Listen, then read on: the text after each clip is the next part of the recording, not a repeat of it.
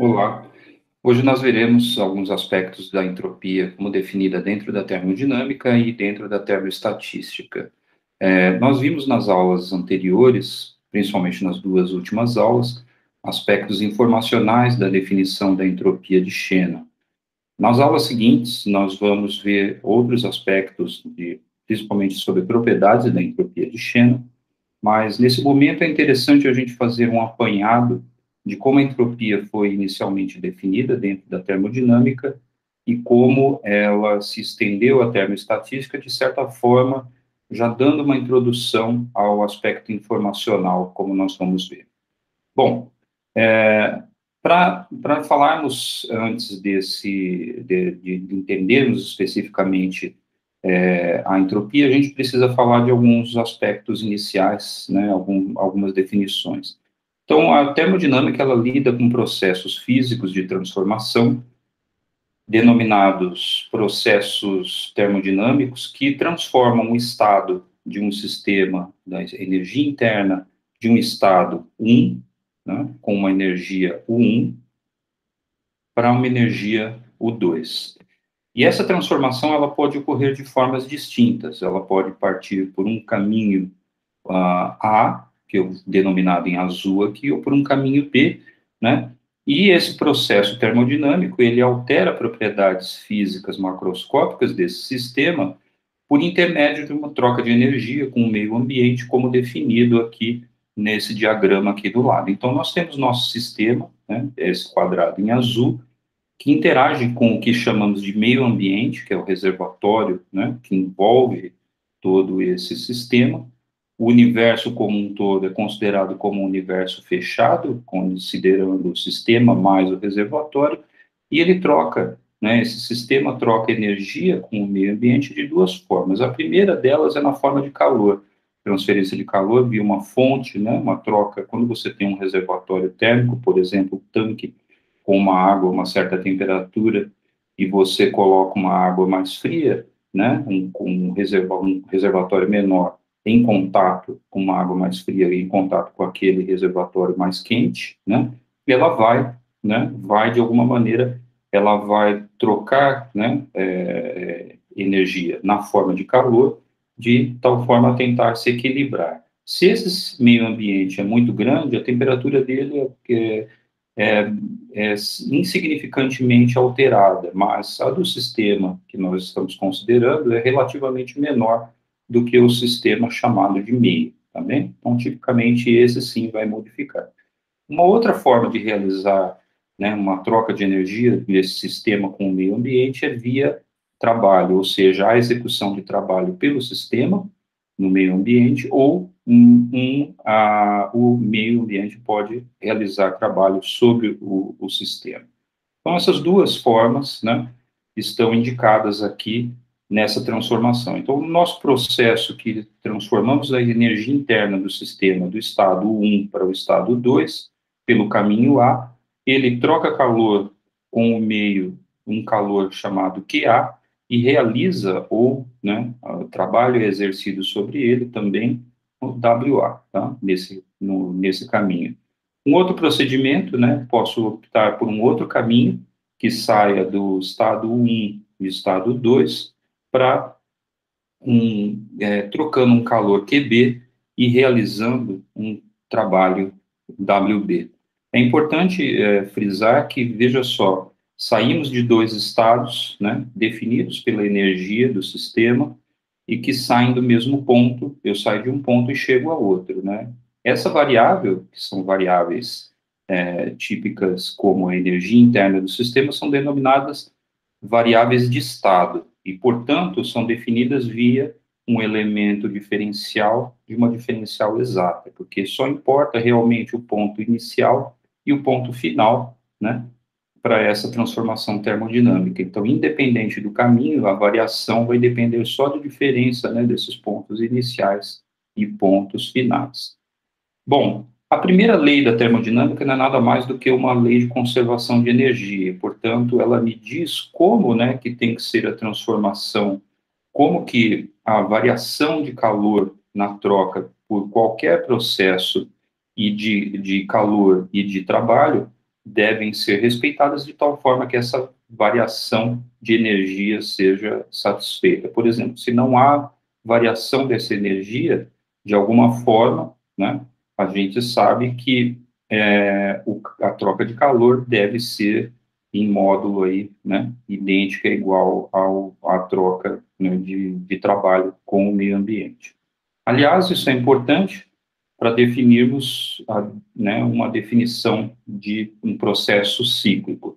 Um processo cíclico é aquele que eu saio por um caminho, determinado caminho, eu saio de um estado U1 e passo para um estado U2 e depois retorno por um outro caminho até, né, o processo, até o estado U1, novamente fechando o ciclo. Como a minha variável de estado, U, de energia interna, ela é dada por uma diferencial exata, que só vai depender do valor inicial e valor final, no ciclo, portanto, na integração pelos caminhos A e B conjuntamente, ela vai me dar nula a soma, tá? Mas vocês prestem atenção que a minha variável, né, de calor, a variação de calor e a variação de trabalho, elas dependem do caminho que eu faço. Então, portanto, elas são dadas de forma diferente, com essas diferenciais inexatas, que, portanto, dependem do caminho, tá? Então, a primeira lei me diz que eu tenho duas quantidades que são dadas por variáveis inexatas, né? E quando se somam, corresponde a uma variável de uma diferencial exata, como dada pela energia interna, tá bem? Então, no processo cíclico, é exatamente um exemplo daquilo que eu tinha dito, em que a variação total de energia é nula e, portanto, né, teremos que, no ciclo, né, a variação ou o trabalho executado, né, sobre ou pelo meu sistema, ele corresponde em módulo à mesma quantidade de calor fornecida para o sistema ou, né, rejeitada pelo sistema para o reservatório. Então, processos cíclicos são muito importantes para definir algo que foi uma das grandes, né, grandes interesses, né, em termodinâmica, da origem da termodinâmica, são as máquinas térmicas. Máquinas térmicas são aquelas máquinas que, por intermédio da transferência de calor de um reservatório quente à temperatura T1, né, para um sistema à taxa Q1, e a rejeição de calor do sistema S para um reservatório à temperatura T2 menor do que a temperatura T1, né, o excedente de energia, vamos dizer assim, no processo cíclico, né, ele é transformado, né, em trabalho. Então, isso é importante, porque o seu sistema, em contato com dois reservatórios térmicos, né, com temperaturas distintas, ele pode realizar um trabalho excedente e, portanto, poder fazer, né, uma ação como, por exemplo, um carro, né, um motor típico, motor de Stirling, né, um motor desse tipo. Então, portanto, quando temos nessa realização, sabemos que o trabalho, né, excedente que o sistema realiza, né, tem potencial de realizar, ele é dado pela diferença, exatamente pela diferença de calor fornecido com o calor rejeitado para o reservatório à temperatura T2. E, de fato, podemos até calcular como que é a eficiência desse processo de conversão do calor por trabalho.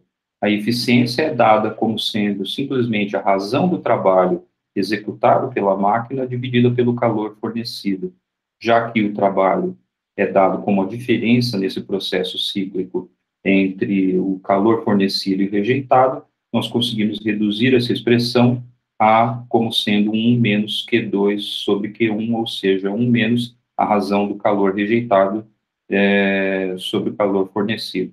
De fato, né, é possível ver que isso sempre vai ser satisfeita, né, essa relação sempre vai satisfazer essa relação de limitante superior, que é 1 menos a razão das temperaturas dos dois reservatórios, tá?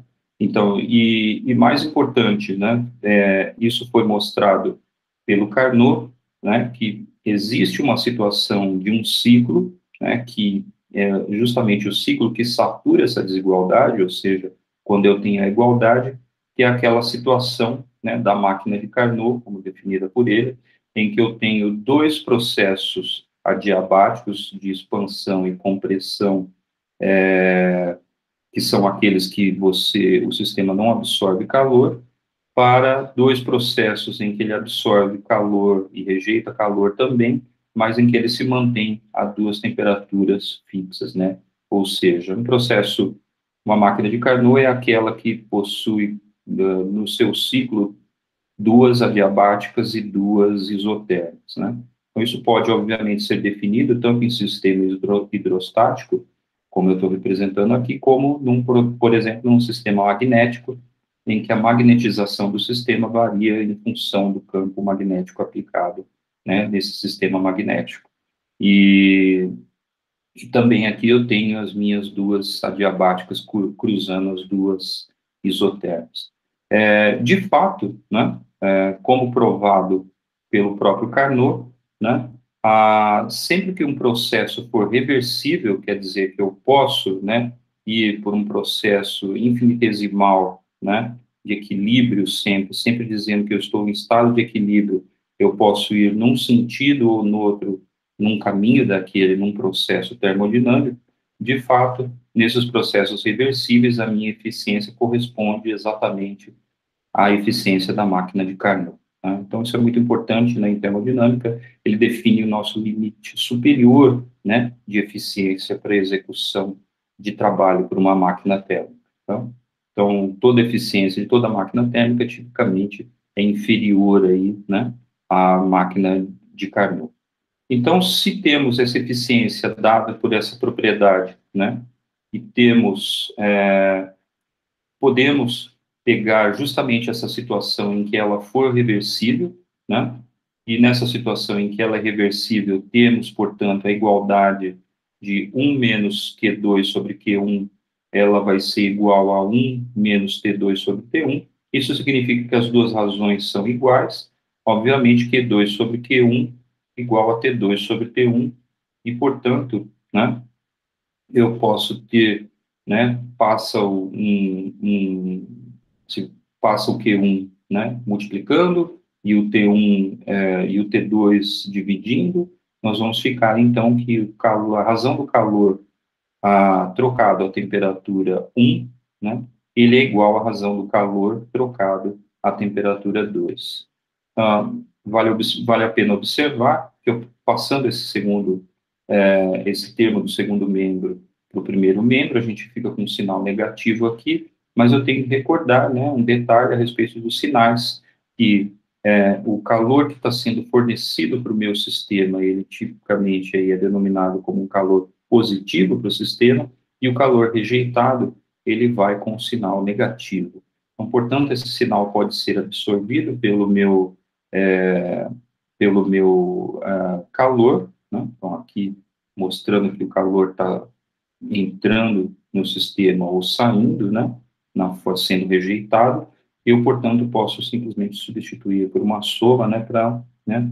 Lembrando agora que a gente guarda na memória qual é o calor, né? Que está saindo, e o calor fornecido, perdão, pelo reservatório a temperatura T1 e o calor rejeitado para o reservatório a temperatura T2, tá?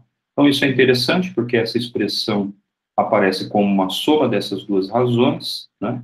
E, de fato, eu posso estendê-la, inclusive, para uma situação em que há uma troca de calor a várias temperaturas infinitesimalmente distintas, dada por TI, né? Onde esse TI pode somar de 1 a infinito, por exemplo, e, nesse caso, nós podemos substituir essa expressão por uma variação infinitesimal, né, em um caminho, né, em que, num processo quase estático, o sistema troca calor ΔQ infinitesimalmente à temperatura T correspondente, tá? Então, isso é interessante, porque nessa soma, agora transformamos essa soma como um todo numa integração, num ciclo, né?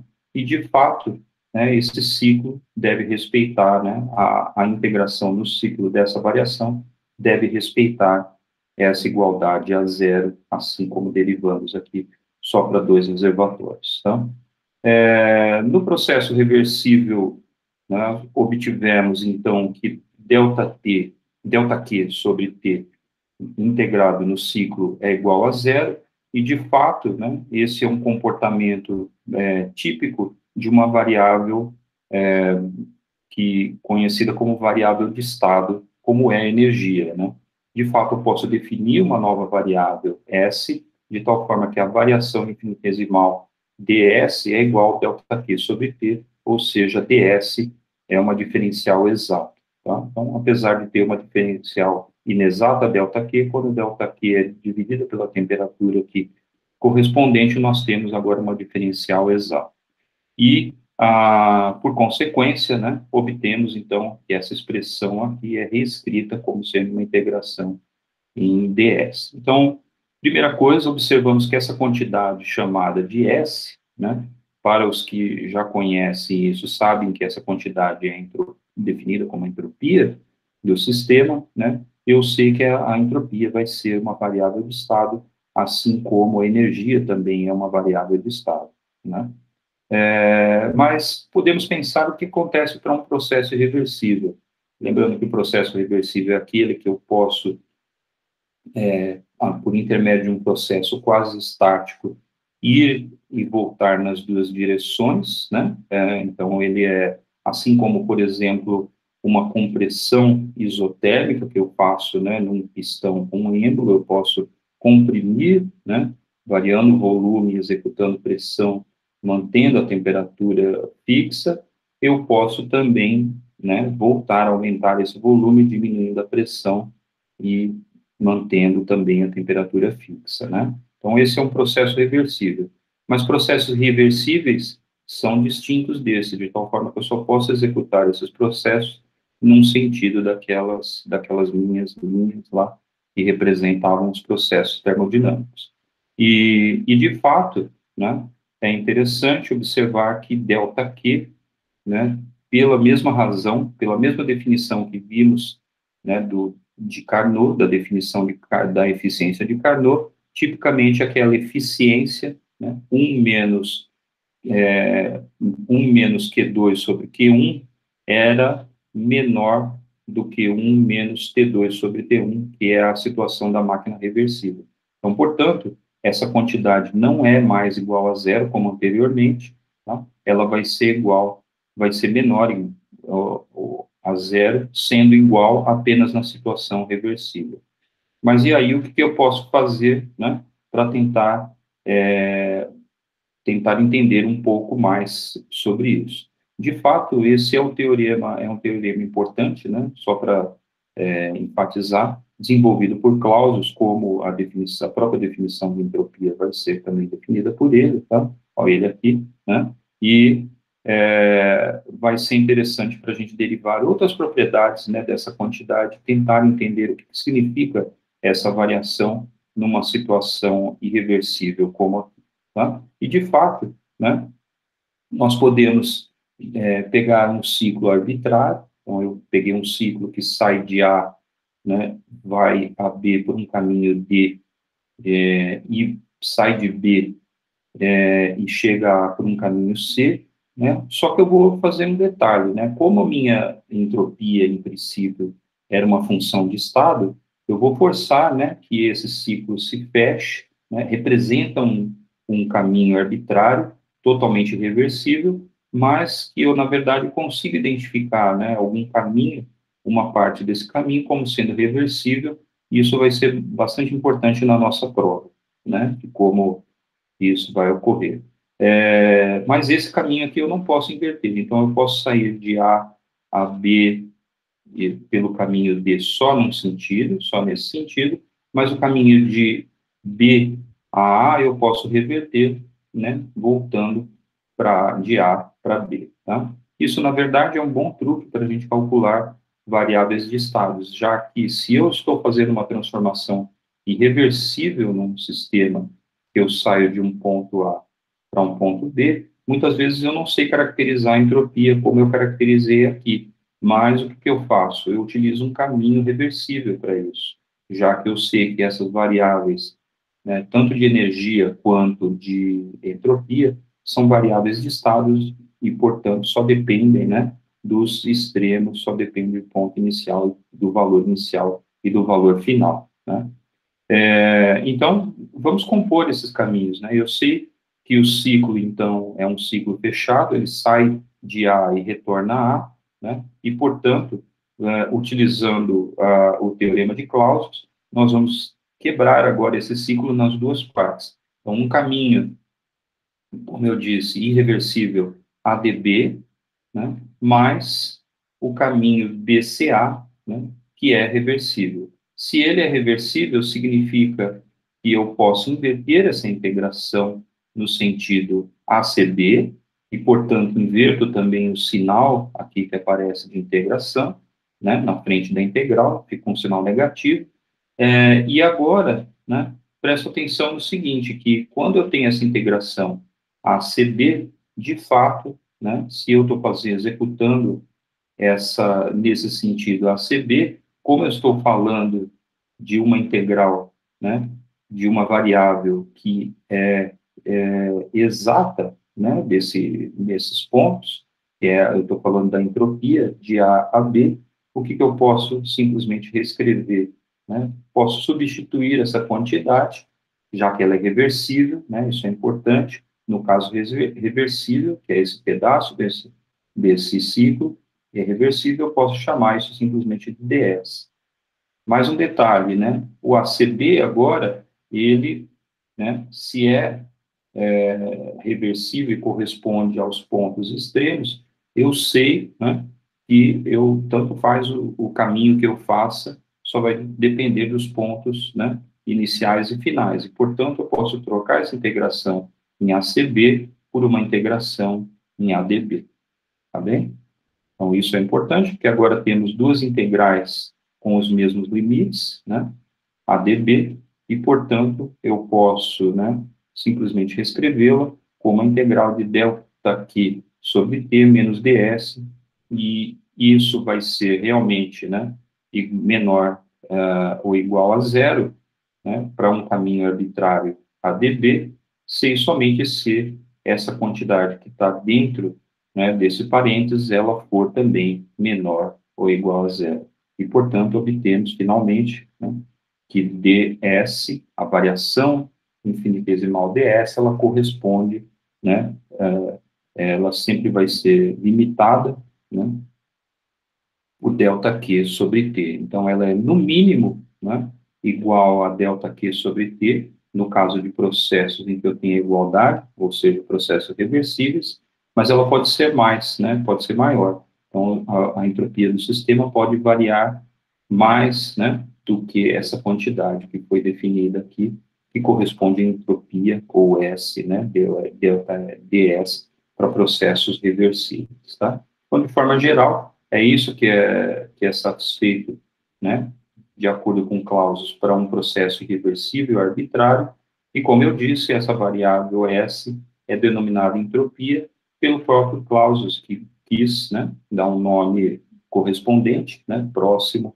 à entropia, se eu não me engano, eu acho que é de origem grega, né, e que seria, de alguma forma, corresponderia à percepção dele de que a entropia tem um papel muito próximo da energia. A energia nós temos, né, entendemos dentro da termodinâmica que ela, de certa forma, representa, né, a capacidade do meu sistema realizar trabalho, é isso que nós buscamos, né, no sentido prático, mas a entropia não é tão clara assim. E dentro da própria termodinâmica, ela não tem um significado extremamente claro, mas, como nós já vimos, né, a entropia informacional, que não tem nada a ver com essa daqui, ela tem um sentido importante, que ela diz para nós a respeito da nossa ignorância a respeito de possíveis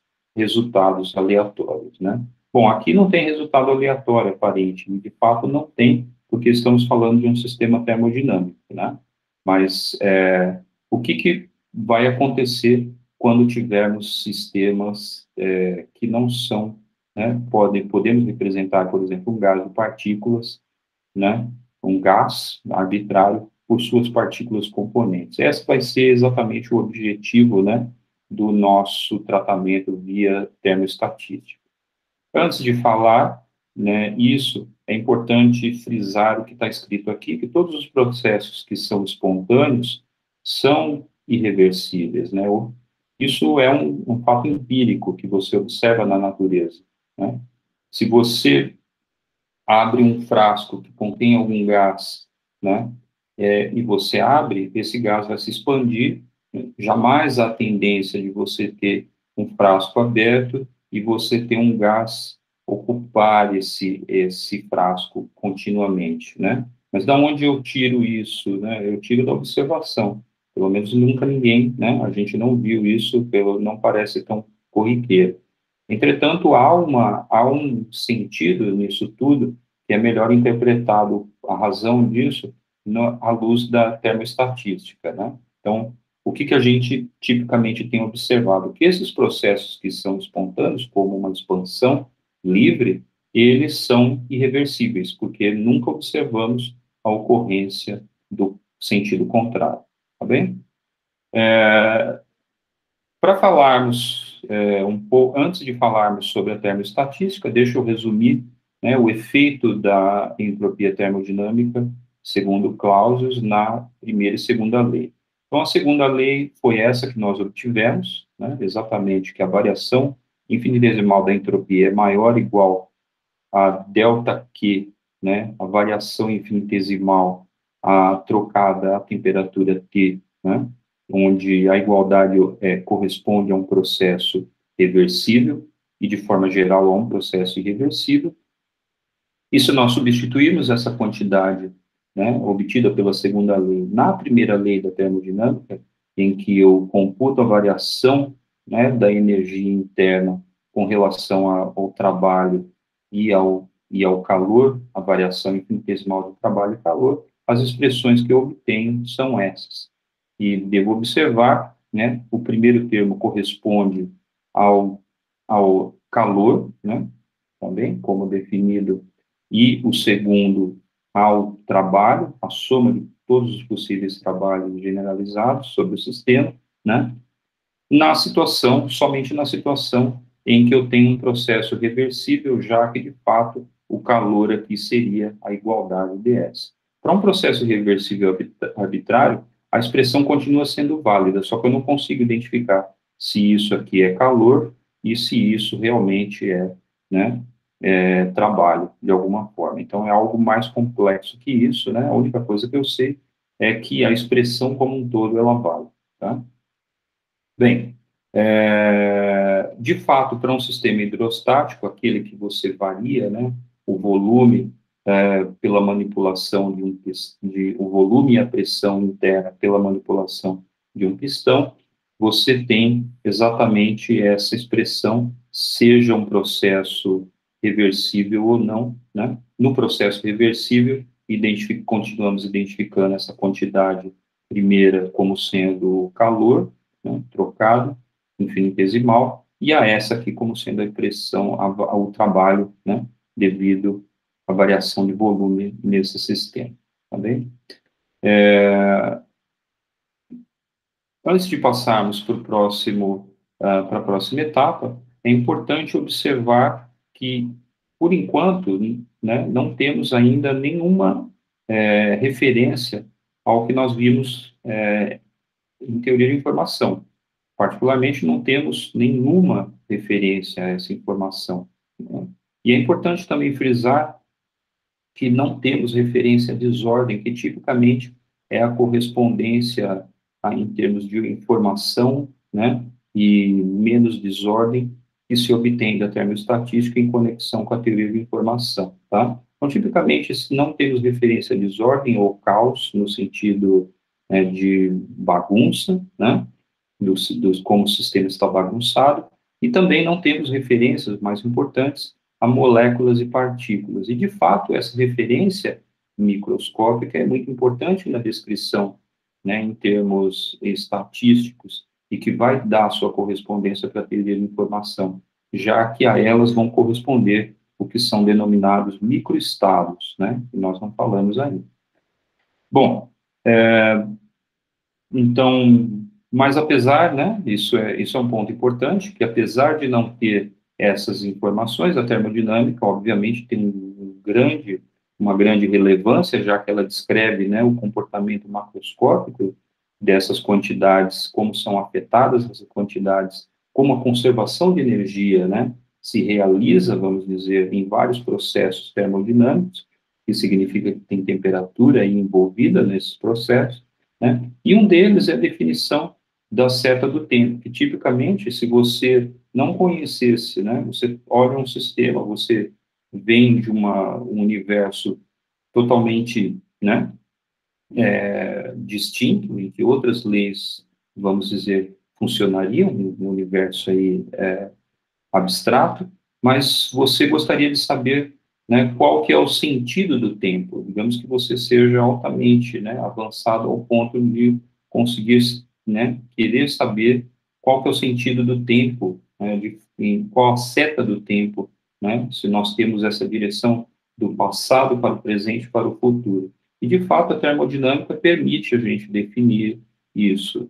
É o sentido em que você tem, né, a evolução de processos em que a entropia do universo aumenta, já que em processos tipicamente irreversíveis em conjunto, né, o universo como um todo, só é possível executar esses processos se eu mantenho a entropia constante, isso é possível, né, mas, né, existem vários processos em que eu não consigo manter essa entropia constante e, de fato, eu aumento a entropia.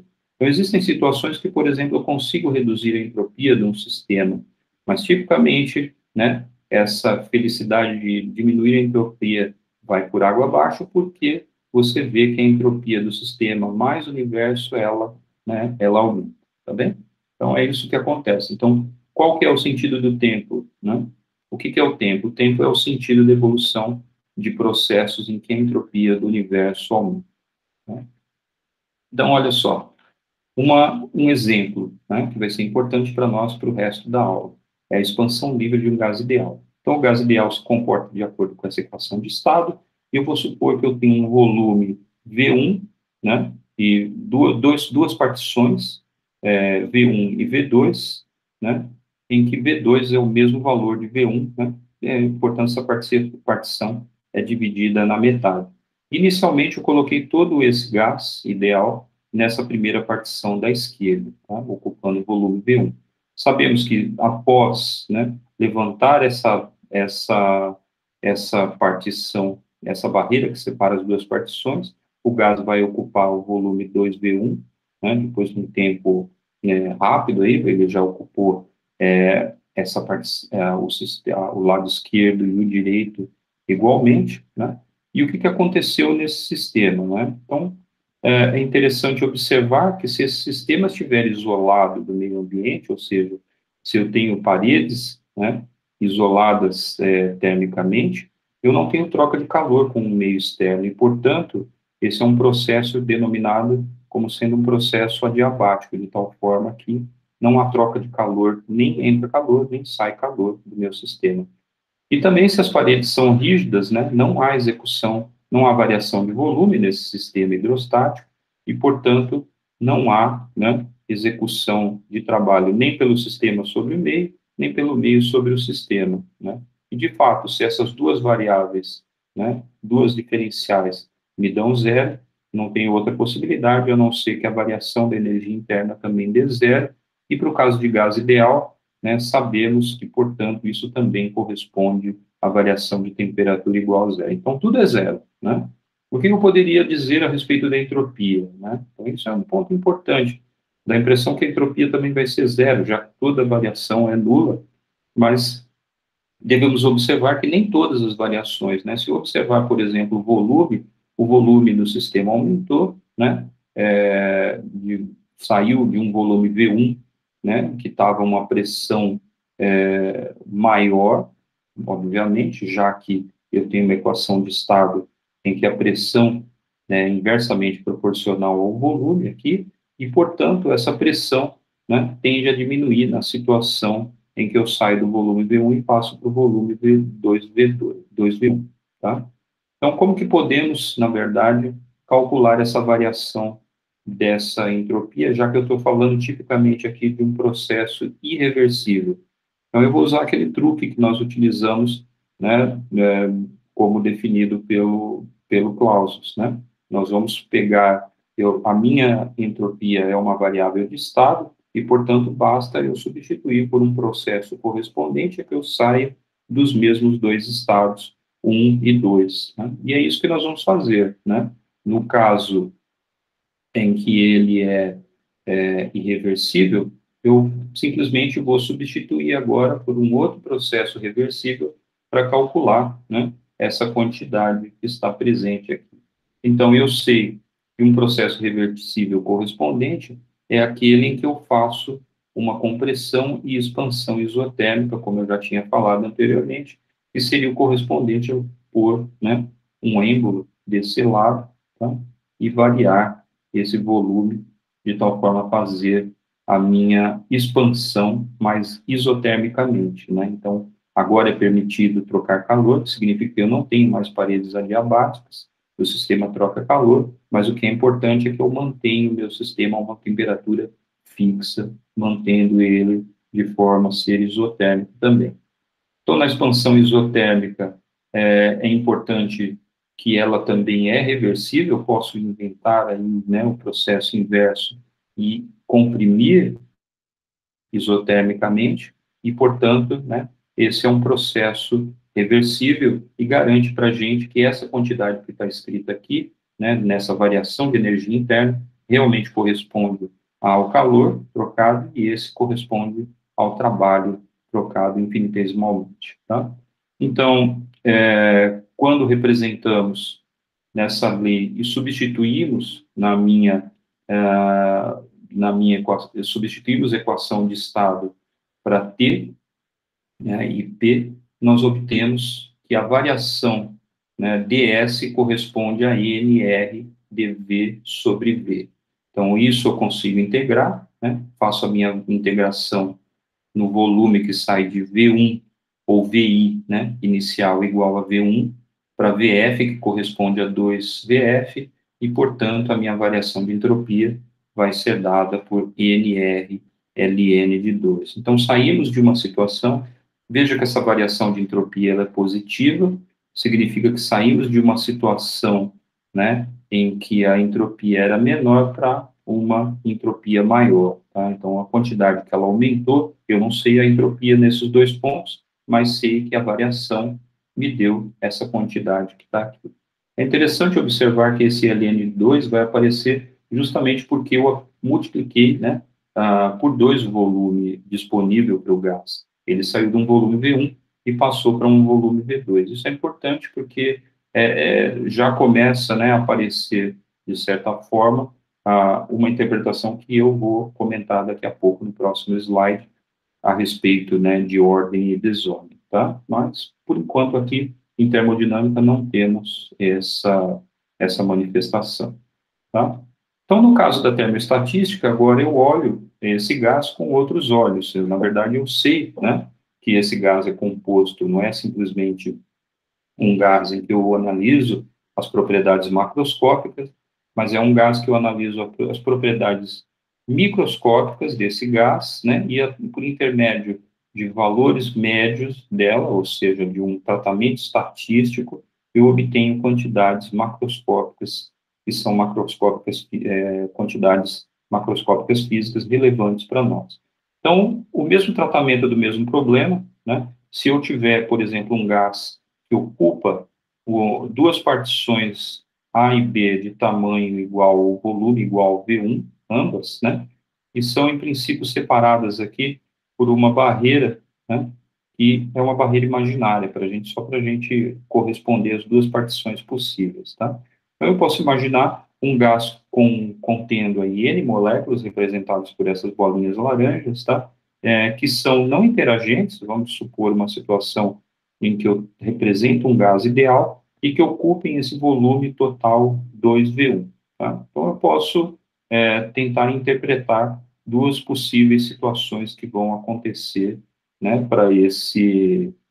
para essas moléculas, tá? Então, situações extremas, né, elas vão corresponder à situação, por exemplo, em que eu tiver todas essas moléculas ocupando uma das partições. Então, agora, a informação que eu tenho, né, que eu vou tentar recuperar e, de alguma forma, associar, é a partição A e B, se essas partículas ocupam a partição da esquerda ou ocupam a partição de direita.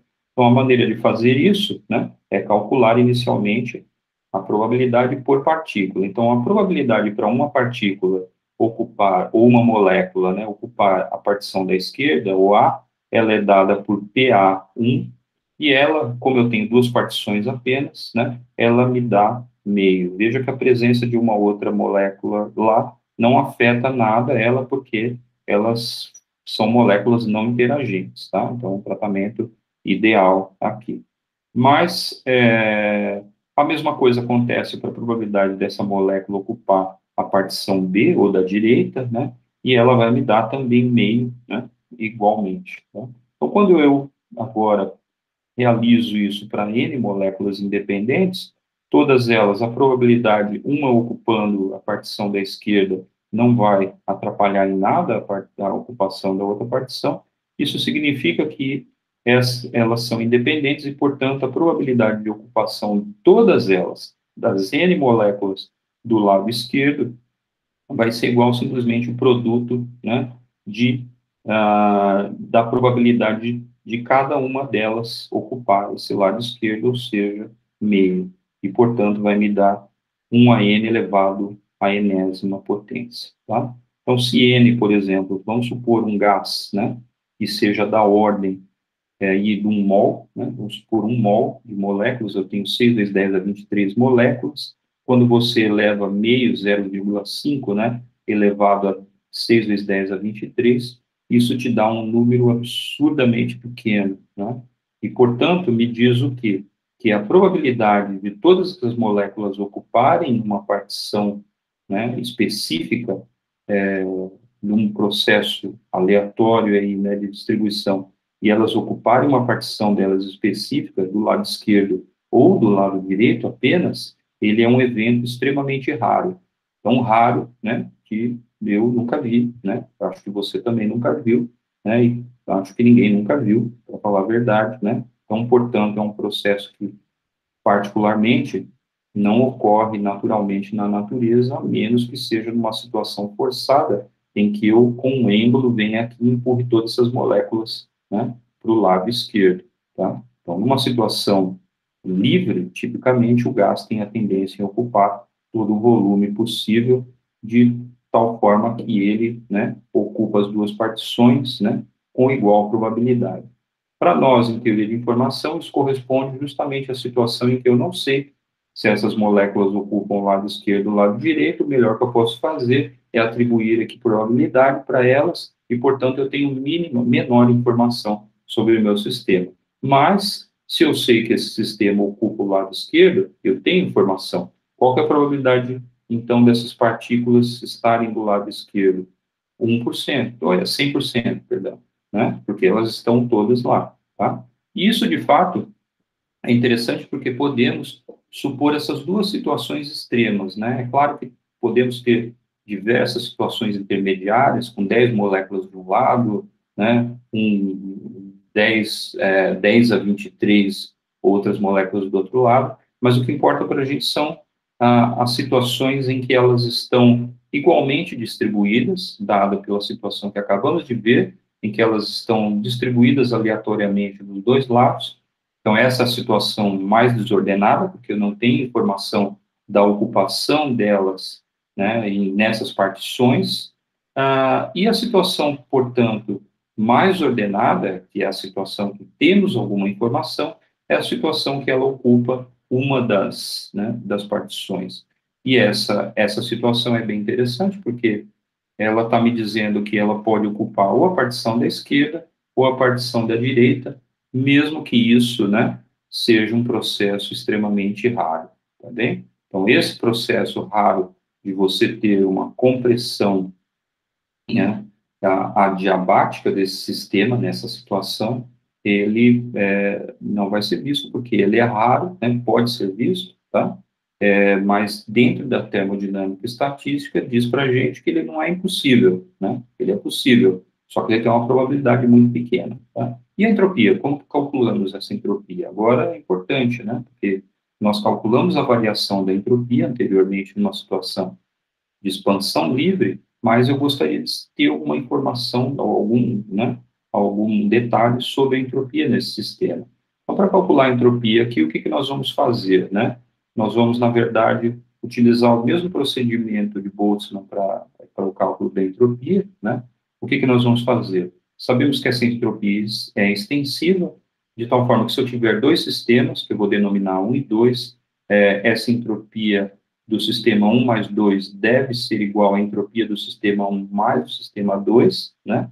E temos a mesma composição das probabilidades de ocupação, por exemplo, daquelas partições, né? São independentes.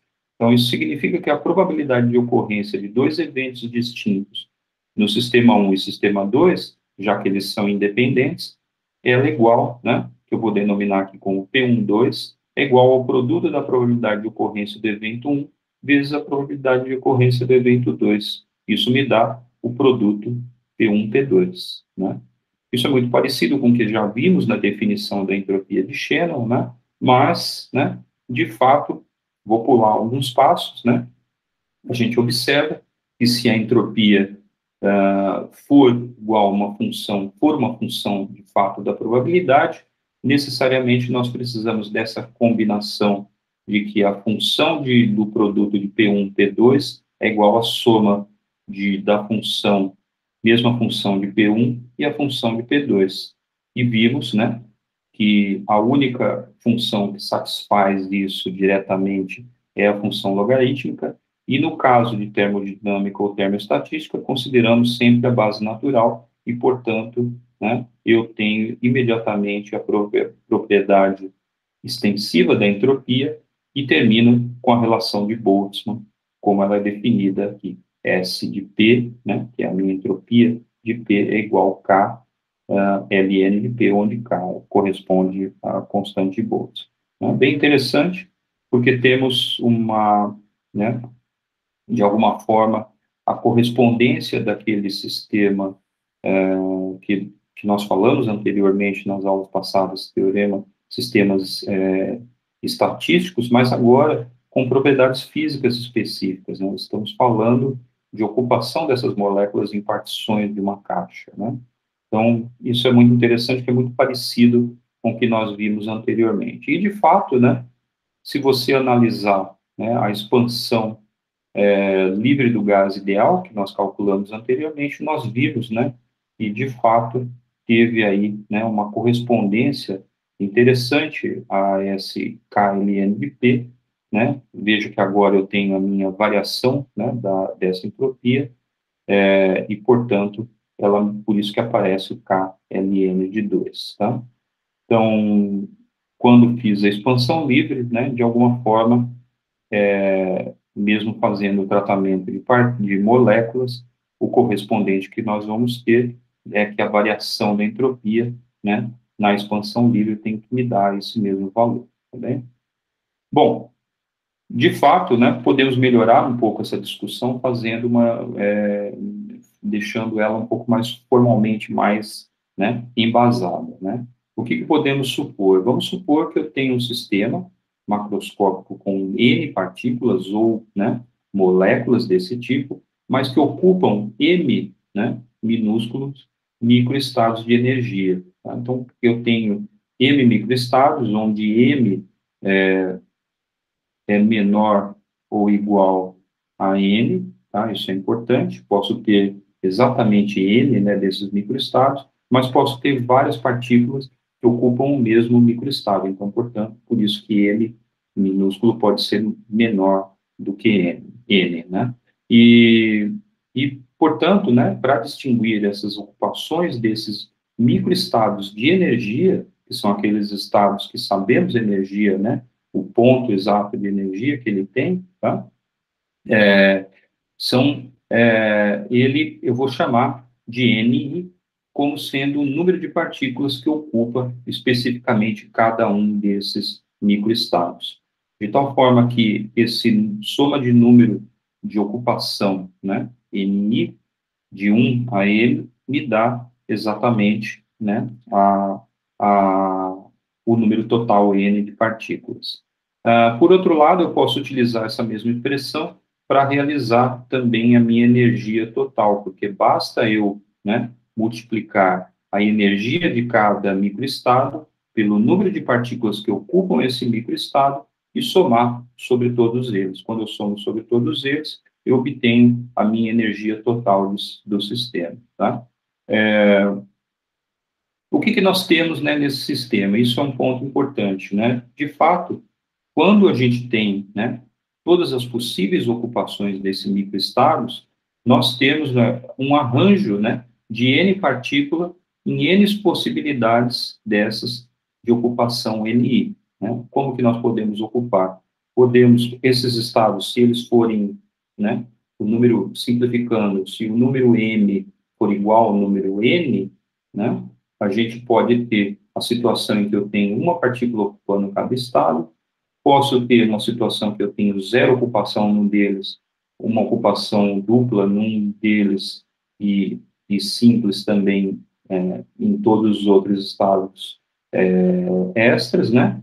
E assim por diante. De fato, a maneira da gente calcular isso, o número possível de arranjos, é dado, né, por essa expressão W, onde eu tenho todos, né? Eu tenho o produto de todos os fatoriais, né, do número de partículas ocupando cada um daqueles microestados, né, e isso tudo no denominador, mas no numerador eu tenho aí o número total de partículas fatorial, também. Isso vai ser importante, porque agora eu posso calcular a minha entropia, né, calculo a minha entropia por partícula, ou seja, calculo aquela função S dividido agora pelo número total de partículas. O que eu vou obter? Essa expressão, né, 1 sobre N, Ln de W, onde W é o número de possibilidades que temos de arranjos dessas partículas. Isso, de fato, estou substituindo essa expressão, né, que é dada, que a gente acabou de fazer, veja que eu escrevi aquele produto de fatoriais agora como um produtório, né?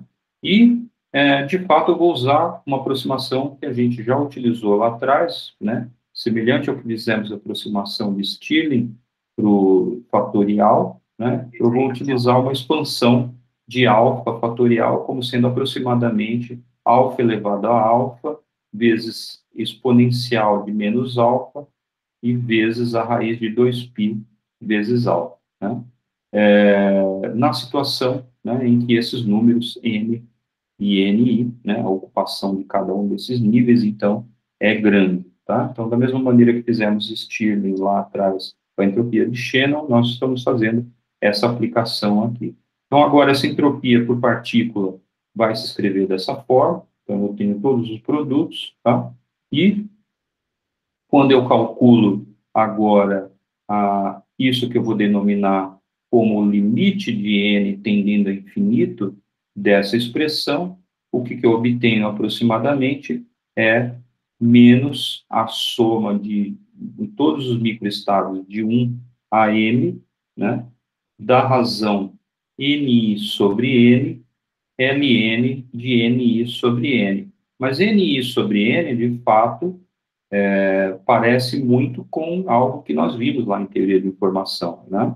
Parece com o quê? Com a definição de frequência da probabilidade. E, de fato, né, nós vamos atribuir a probabilidade P de I à razão da ocupação NI do microestado I dividido pelo número total de partículas, tá? Então, ele corresponde realmente à probabilidade de encontrar as NI partículas no estado de energia EI, tá? Então, isso é muito importante, porque agora conseguimos calcular essa entropia, aí correspondente à entropia por partícula, como sendo 1 sobre n, logaritmo de W no limite de n tendendo a infinito. Então, portanto, isso correspondeu, né, à nossa soma sobre probabilidades Ln de P, e é muito parecido, né, identicamente parecido com a entropia de Shannon definida anteriormente, né? A única diferença é que aqui eu tenho probabilidade de eventos e aqui, lá eu tinha, né, de eventos estatísticos de forma geral, e aqui eu tenho, né, a probabilidade de ocupação de N e partículas nesses microestados de energia I, tá bem? Então, isso não é nada mais do que a média, no sentido estatístico, de menos o logaritmo de P, né, dessas probabilidades de ocupação. Então, de fato, né, essa expressão da entropia, né, de Boltzmann, né, essa expressão correspondente, né, ao que nós fizemos nesse procedimento, é a maneira mais formal de calculá-lo, e ela é muito parecida, né, lembra muito a, a, a entropia informacional que obtivemos anteriormente. De fato, Boltzmann é anterior, né, bem anterior aí ao Shannon, né, e quem, né, na verdade, introduziu, né, esse nome de entropia, mesmo associado à entropia de Boltzmann, é obviamente Boltzmann, mas anteriormente tinha sido o Clausius, né, e conhecedor, né, dessas entropias, né, o John von Neumann, quando viu os resultados do Shannon, né, que ele associava aquela informação requerida, ele disse, olha, em física tem uma expressão muito parecida, conhecida como entropia, né, que é importante em várias situações. E, de fato, né, foi esse o nome que pegou, apesar de causar um pouco de confusão, muitas vezes, já que a entropia tipicamente é definida, né, pela sua variação em processos termodinâmicos, e ela não tem nada a ver com essa teoria informacional. Então, é possível, sim, recuperar algum sentido informacional, né, quando nós atribuímos a essas ocupações de microestados, né, das componentes, né, microscópicas de um gás, de ocupação de um gás. Mas isso nem sempre é possível, né? Então, a termodinâmica em si, ela não tem esse sentido, né, informacional. Mas, por outro lado, né, a teoria de informação, ela pode, sim, né, contribuir muito para conseguirmos entender o que significa, né, quando temos uma variação de entropia dessa. Significa, né, que, tipicamente, quando você sai de uma situação, né, em que você tem uma maior desordem para ir para uma situação de menor desordem, tipicamente você está reduzindo a entropia, porque você tem um conhecimento da ocupação dos estados. Nós partimos de uma situação super simples, que foi aquela da ocupação de duas partições distintas, né? E agora chegamos numa situação muito mais complexa, que estou denominando, né, para essas partículas ocupações de microestados correspondentes de energia. Isso pode representar uma infinidade de situações, como se vê tipicamente num curso de mecânica estatística, tá? Bom, por enquanto é só, nós vamos ver mais peculiaridades sobre essa interpretação da termoestatística e da entropia e sua conexão, de fato, com teoria de informação, né, quando formos ver vamos falar sobre demônios de Maxwell e outras entidades aí, né, no futuro desse curso. Então, para a próxima aula, nós ficamos com algumas propriedades da entropia de Shannon, né, e retomamos o aspecto informacional. Então, até a próxima aula. Tchau.